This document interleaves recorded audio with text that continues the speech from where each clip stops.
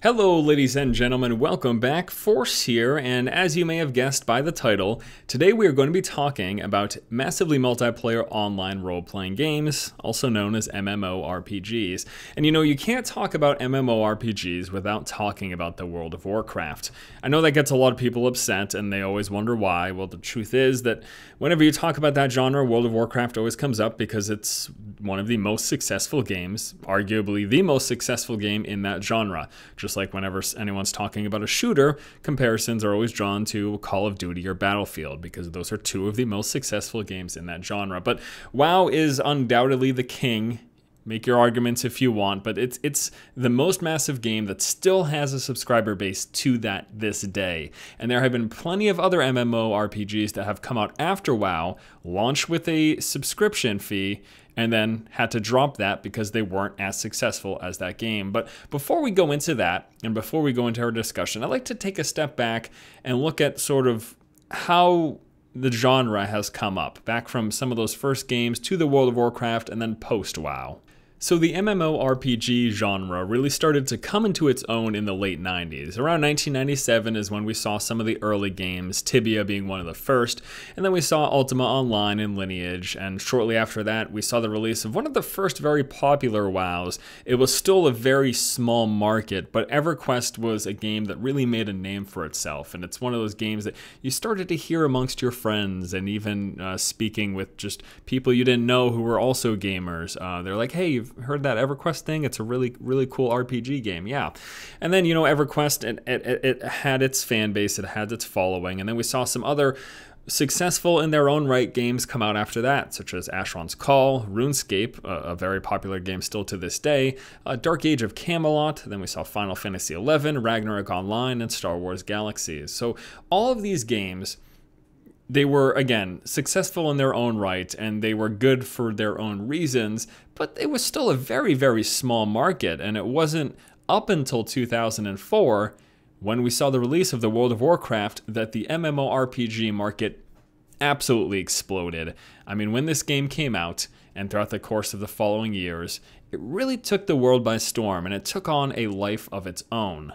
You know, WoW had a lot of things going for it. It had its very distinct art style, the very Blizzard feel, and it also took the essence of some of the very successful MMOs before it and managed to bring everything together for a very cohesive and immersive experience. Now, when that game came out and when it exploded, as you would expect, whenever anything gets big, there's always a chase for that money. So then there was this notion of developers and companies trying to chase the WoW money. They said, look at what Blizzard did. The company absolutely exploded, and they were successful before WoW. They had released amazing games before WoW, and the StarCraft, Diablo, and then even the Warcraft RTS games. I mean, all those games in their own right were unbelievable, but World of Warcraft really blew up that company, and it made it the massive conglomerate that it is today. And even though the game is slowly dwindling in terms of subscribers and everything, it's still the behemoth, the most subscribed, the biggest MMORPG that has a subscription base. So that game came out, that stuff happened, and then we saw the chase for the WoW money. So let's talk about the games post-WoW. So shortly after the release of World of Warcraft, we saw the release of the original Guild Wars. This was a much different experience, you know, still MMORPG, still fantasy genre with spells and knights and all sorts of stuff like that, but it was definitely a much different experience. But then it's when, after the original Guild Wars, that's when we started to see all of what people deemed as the WoW clones. Games that looked, felt, and played very similar to the World of Warcraft, but with their own twist. So examples of that, Dungeons & Dragons Online, Lord of the Rings Online, Warhammer Online, let's see what else was there, Rift, Star Wars The Old Republic. Those are all games that they had their own bells and whistles, they had their own thing that they were doing, but they were still very similar to the World of Warcraft. Now, there are some games that came out that mixed things up a little bit. We saw games like Perfect World, Aeon, Terra, and then, of course, Guild Wars 2. Guild Wars 2 feels more World of Warcraft than it does original Guild Wars, but it struck a nice balance, and that was a good game as well. It's safe to say, though, that post-World of Warcraft, we've seen a lot more MMOs trying to copy that formula in one way or another, again, with their own bells and whistles, but more or less trying to copy that formula and pull from that, try to get their own piece of the pie. The problem with that, though, the problem that these games encountered is that people would try them. Everyone's always looking for a new great experience. People would play them, realize that it felt like the same thing they've been playing for 3, 4, 5, 10 years, and say, I'm just going to go back to the game that I've already been playing forever, where all of my friends are, my guilds and memories are, and this game is just way too similar. And that's it. And it's for that reason that we've had a lot of these games launch with subscription fees, trying to chase that WoW money, and then just end up going free to play. So of the post-WoW MMORPGs that we've listed, Dungeons & Dragons Online, Lord of the Rings Online, Age of Conan, Warhammer Online, Aeon, and Star Wars The Old Republic, all of those games, as far as I'm aware, launched with some sort of a subscription fee, and all of those games are now available as free-to-play. World of Warcraft, from way back in 2004, still to this day has a subscription fee. Now, there are signs that it's eventually going free-to-play, potentially as soon as a year or two, but as of now, that game still has a subscription fee. It's a really crazy thing to look at MMORPGs and look at sort of where it started around 97, the release of WoW, and then what's happened after WoW. Now, I'm very excited at this point in time because we're starting to get to the point where people are realizing you can't just copy the WoW formula and hope to take a portion of that player base, because they're all just going to stay with that game. So we are seeing games start to come out now that are really trying to do something different, and that is very, very exciting. So a few of the most prevalent games that are coming up in the near future that I can think of off the top of my head, we've got the re-release of Final Fantasy XIV, which has a lot of people excited. We've got the Elder Scrolls Online, which, although there have been some mixed opinions after that QuakeCon footage that was posted, I have to tell you from play experience myself, the game's a lot of fun to play. It feels a lot like Elder Scrolls.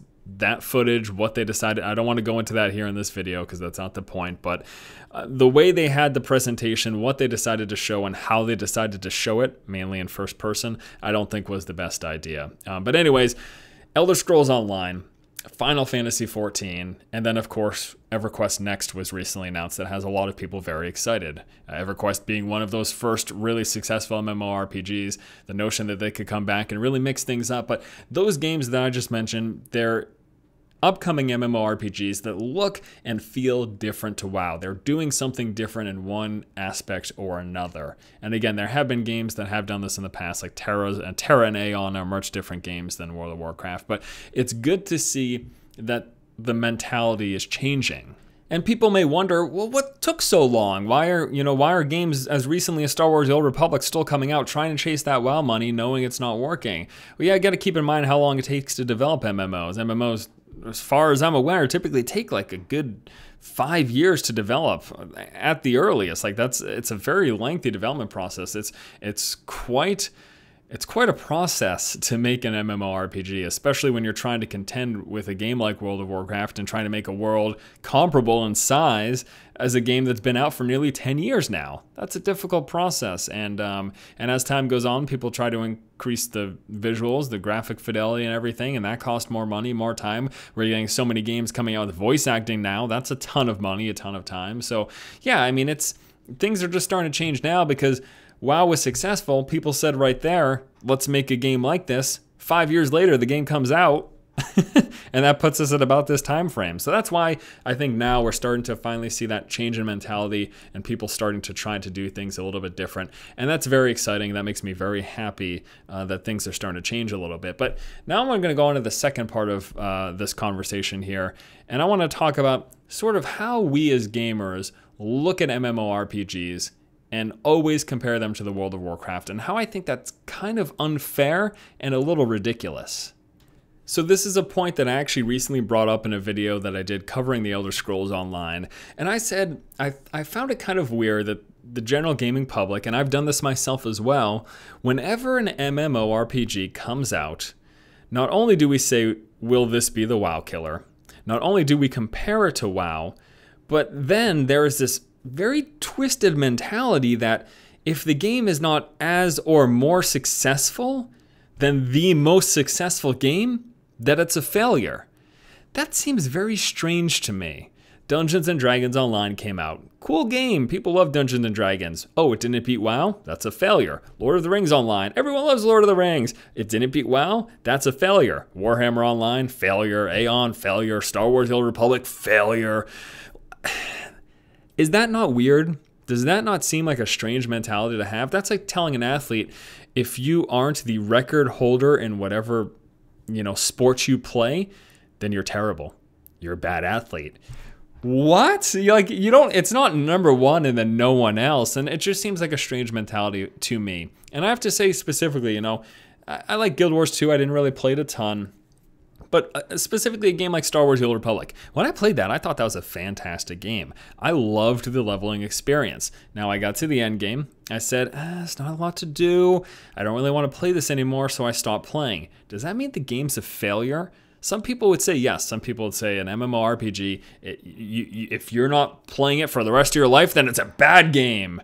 I don't feel that way. I do not share that mentality. I think it's the same mentality people had when Diablo 3 came out. People said, I'm not playing this game forever. This is terrible. Because they're comparing it to Diablo 2, and Diablo 2 was just an unbelievably successful and beloved game. And because it did not meet up to that crazy high standard, it's considered a failure. That's ridiculous. I played Diablo 2 for, 150 hours. For $60, 150 hours of entertainment. I am happy with that purchase. I was happy with that game. Star Wars The Old Republic, same thing. Easily played that for well over 100 hours. And, I didn't play it for 5 straight years, but that doesn't mean it's a failure. I mean, come on. I just think that's a strange mentality. I have exhibited sort of that position behalf. Like I have said that before in the past. I've said, oh, this game sucks. It didn't beat WoW. But in retrospect, that's stupid. And I think that mentality is stupid. And I guess the point of what I wanted to get across here and the point of this video is that I think that we should learn as a gaming community that just because something does not dethrone or is not the most successful thing doesn't mean it's bad and doesn't mean that it's a failure. And Star Wars The Old Republic, I don't think that game was a failure. I think I loved what I played, and I just stopped playing it. I don't need to play a game for 5 straight years for it to be considered just a good game,